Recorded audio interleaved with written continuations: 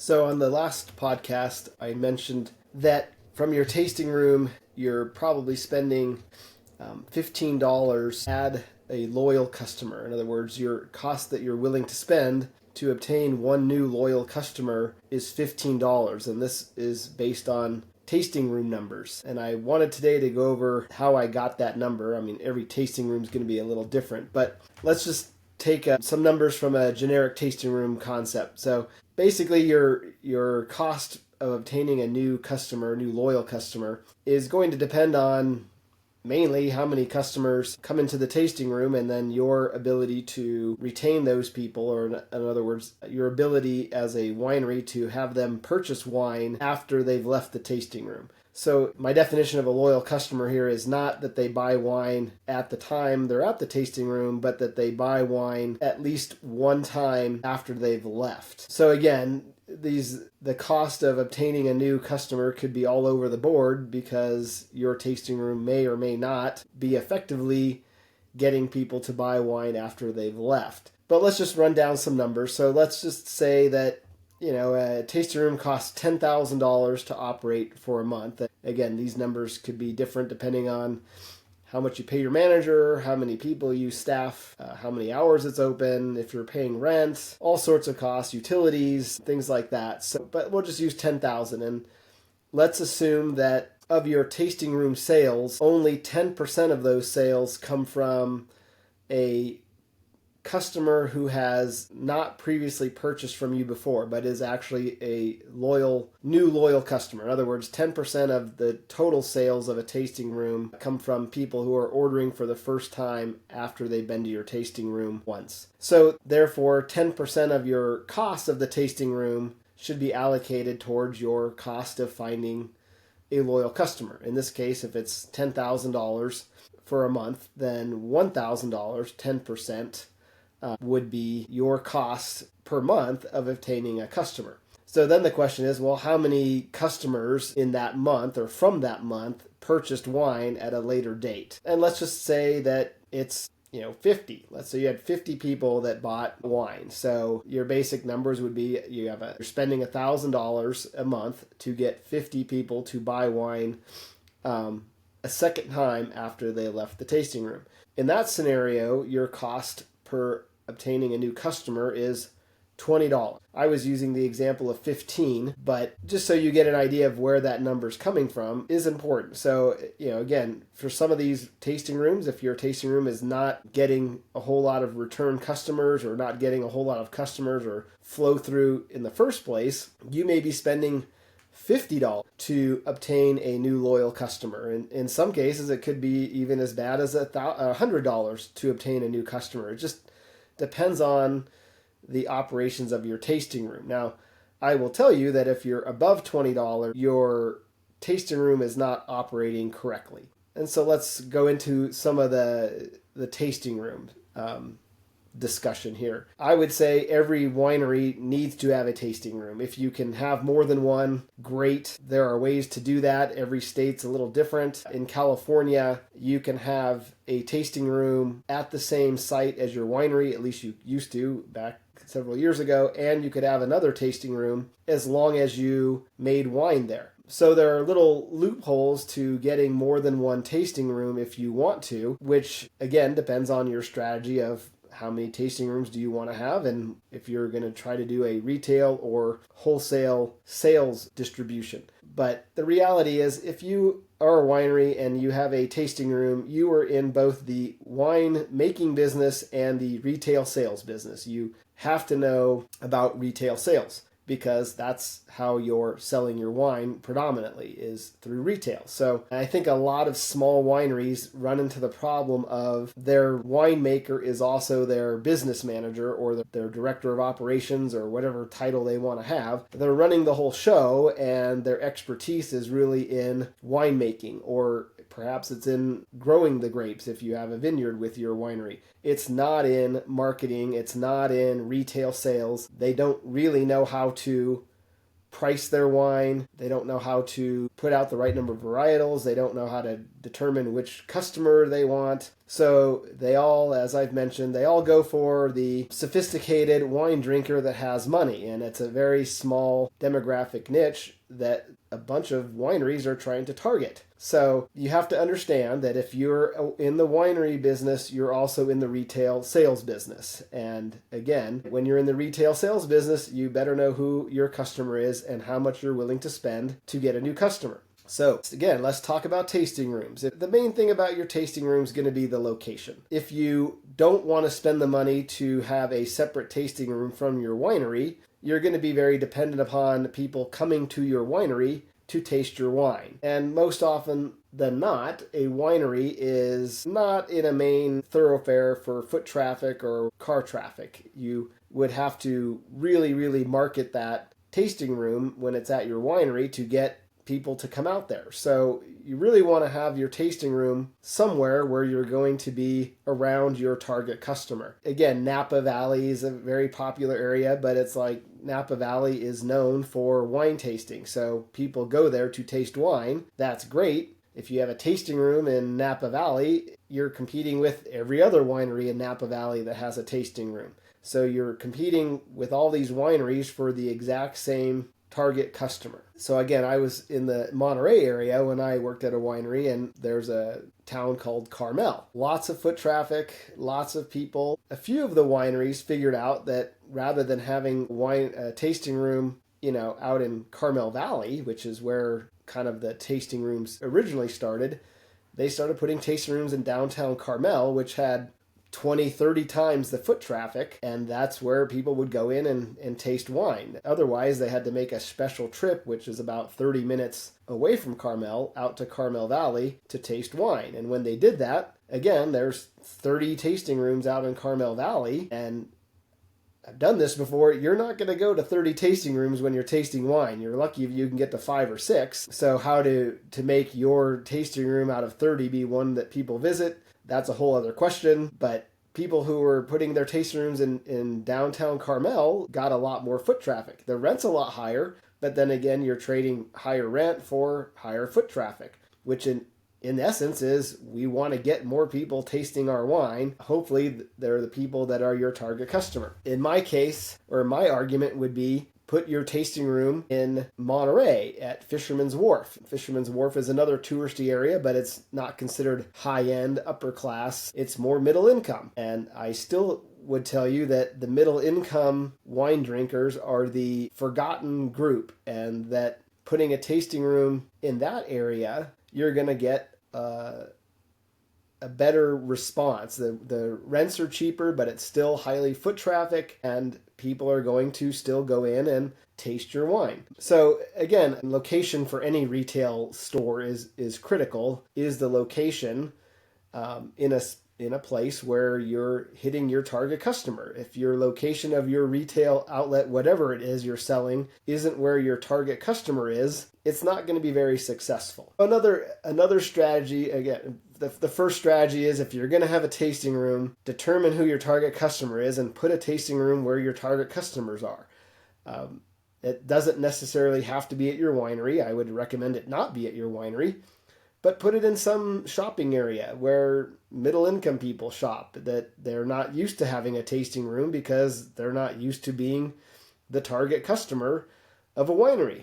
So shake things up a little bit, do things a little differently than every other winery is doing, and go find where middle income people are shopping and put your tasting room there. You might find that just a change of location impacts your tasting room quite a bit. How to get people to buy wine when they have tasted your wine? That's obviously going to be a significant question. It's a marketing question. How do you get people to buy your wine again?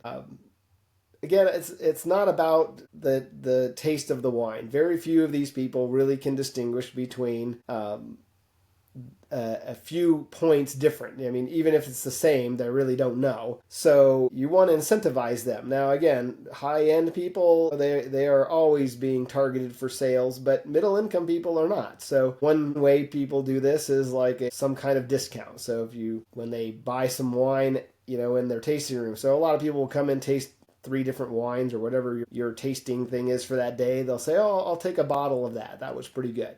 So they buy a bottle. and they might put something in the bag that says, your next purchase 25% off. So something to incentivize them to come back. Maybe there's a free gift, like you buy a bottle of wine after you leave, that you put in a coupon, you get a free gift or something like that, so that they come back and remember your winery or something. So these are very common ways of doing that. But again, it's important to somehow incentivize these people to buy your wine again, because let's face it, if they're going out tasting wine, they're going to taste a lot of different wines, and what's to make them remember your wine? So figuring out something to do to get them to come back and buy your wine is important. You really can't just assume like, okay, our wine's the best tasting wine. They don't care. They don't know. So try to figure out a way to incentivize them to remember. Again, a lot of people will give out, wine bottle, openers or whatever with their winery name on it. Okay, that's something everybody's going to do. But middle income people appreciate the free gifts. They appreciate the discounts more so than wealthy people who probably have 100, bottle openers or whatever. So again, think about what a middle income person would want and give that to them. I'm not a huge fan of discounting wine, but in the case of getting someone to try it a second time, that is a pretty good incentive. So yeah, I'm not opposed to that, but I would avoid that if you're really trying to not discount your wine, because then again, it comes back to your customers' expectations. Are they expecting the wine to be constantly put on sale? If that's the only time you discount wine, that's probably okay, because then the expectation is the first time I buy my bottle of wine, I'm going to get a discount, and the only other time I get a discount is maybe when I join the wine club or whatever. So again, you're managing your customers' expectations when you do discounts, so make sure you don't discount wine all the time. Otherwise, your retail sales price is meaningless. But as for a tasting room, here's a suggestion that is way outside the box that you might want to consider. And this comes from a really great idea that a friend of my family's had and started a business in. He opened a tasting room, but he didn't actually have a winery. He bought wines discounted from all of the wineries in Monterey, and many of them had discounted wines because they were overproducing and not selling. So he would go to them and say, what's your overstock? What do you have? And he wasn't going to get the Chardonnays and he wasn't going to get the Cabernets, but he got a lot of overstock wine. He would take whatever they offered, as long as it was, pretty much cost, like the cost of the winery to make that bottle, he would buy it for cost. And a lot of wineries, because they were overproducing, were happy to get rid of the wine, clean out their storage, and get their money back for the wine. So what did he end up with? He ended up with a tasting room that had a wide variety of wines from all over Monterey County. And he called it Taste of Monterey. And guess where he put it? Not in Carmel, not out in Carmel Valley. He put it in Fisherman's Wharf, because his target audience was middle income people. And he was hugely successful. Loved the idea. So my suggestion would be, if you're a winery, is find a couple other friendly wineries that may have different varietals than you do, or maybe even have one of the same, but get 3 other ones, so 4 of you, and open up a tasting room where you're offering the customer a variety. And even if there's 2 wineries that have Chardonnays and 2 different wineries that have a Cabernet Sauvignon or whatever, you're still giving the customer variety. And that's going to appeal to them, because rather than going to 4 different tasting rooms, they can go to 1 tasting room. And I guarantee you that the split between one winery or another is not going to be significant. All 4 will benefit by sharing the cost and bringing the customer what they want, which is more variety for one stop. And there's logistical problems with sharing the revenue. That can all be dealt with. But what you're doing is saying, hey, it costs a lot of money to open a tasting room, and it's hard to get people to come to our tasting room because there's lots of competition. So what do people want? Well, they want to go to one place and get a variety of different options for them. You could even share your wine club with these other wineries. And again, there's logistical issues, but they're easily resolved if you're willing to work through them.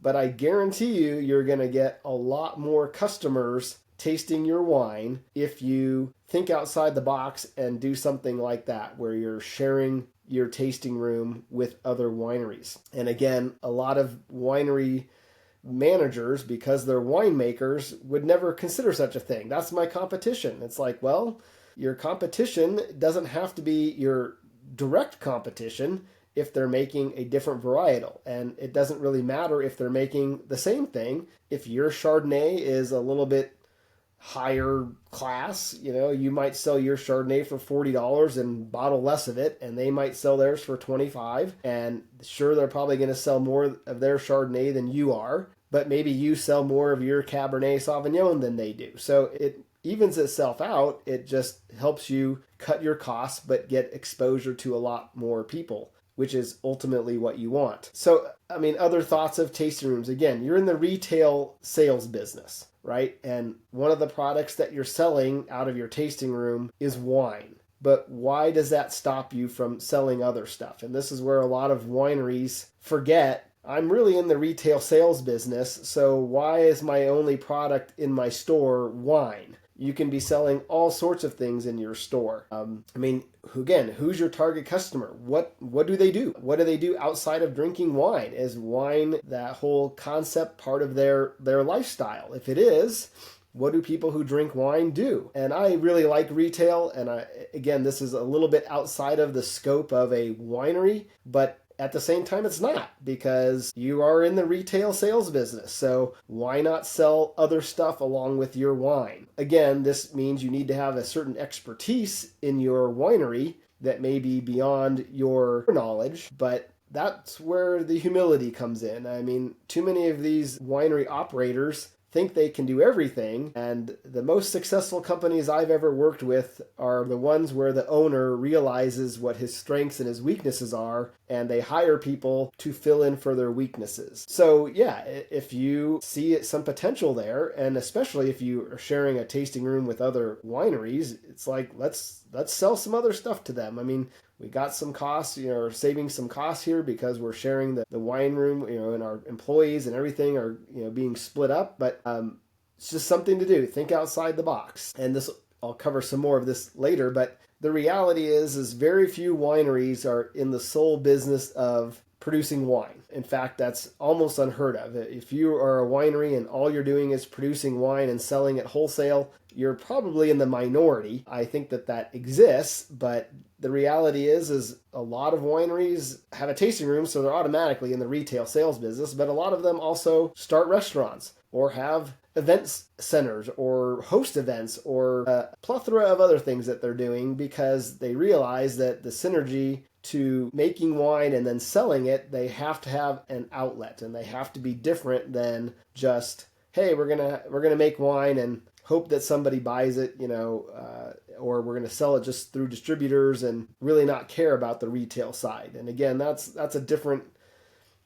thing to a small winery. I don't think that small wineries generate enough wine or bottle enough wine to be solely wholesale. You have to make quite a bit of wine to make money on wholesale distribution, because in the end you don't really care. You do, you don't care about your brand, but you do care about your brand because you want people to go into a store and recognize your brand. So you have a whole different concept of marketing when you don't have a retail outlet for your wine. But that's not the topic for right now. Right now we're focused on the tasting room. So again, one of my favorite things to do for a tasting room is to have a cheese shop, or cheese and the charcuterie kind of sales, because people who are hosting a party and want some wine, they're going to want to put out charcuterie boards and all that good stuff. And so, having that as a dual retail option for you, again, it's outside of the expertise of most wineries and most winemakers. So yeah, you do need to bring someone in that has some retail experience, but that's not going to hurt you because you have a tasting room, which is retail. So they're only going to help you expand your sales, and you just have to get around the fact that if I own a winery, I'm not just in the winemaking business. I'm in the retail sales business, which means I need to be able to think like a retail sales store as opposed to just a winemaker. So the golden rule has always been like, what's your core business and stick to it. Unfortunately, with wineries, It's not like that, because your core business is really making wine and selling it, which means you have two core businesses. You've got the winemaking side and the retail side. So if you're going to have the retail side, use it to its full effect by selling other things. Again, a lot of wineries end up starting restaurants, and I'll cover that in a different podcast. A lot of wineries have events, which I'll cover in a different podcast, probably in the same one with restaurants. But just understand and get comfortable with the fact that you are not just a winemaker, and that you may not have, as the winery owner, all the expertise you need to successfully sell your wine and be profitable. All right, thanks.